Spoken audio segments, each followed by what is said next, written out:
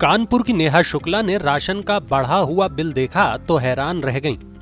आटे, दाल और तेल का भाव तो ज्यादा नहीं बढ़ा था, लेकिन इसके बावजूद बिल 500 रुपए बढ़कर आया।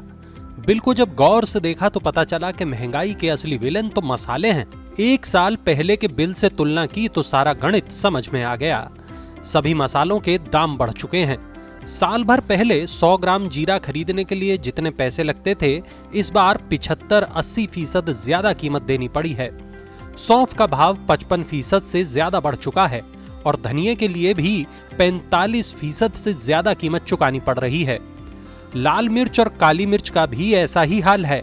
मसालों की इस महंगाई की वजह से सिर्फ किचन का बजट ही नहीं बढ़ा, बल्कि सरकार की परेशानी भी यही बढ़ा रहे हैं।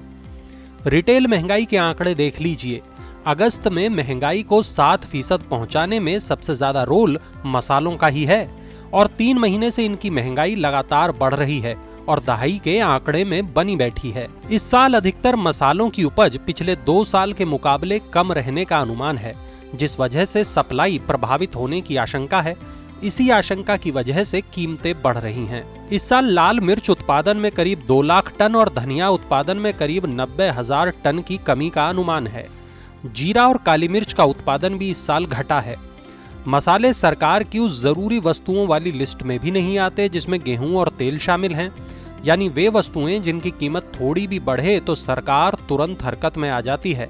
आटा कहीं ज्यादा महंगा ना हो जाए, इसलिए सरकार ने गेहूं के निर्यात पर रोक लगा दी है।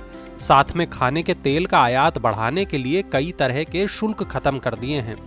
लेकिन मसाले क्योंकि उस लिस्ट में नहीं आते, ऐसे में इनकी कीमत को घटाने के लिए सरकार की तरफ से जल्द कोई कदम उठाए जाने की उम्मीद कम ही है।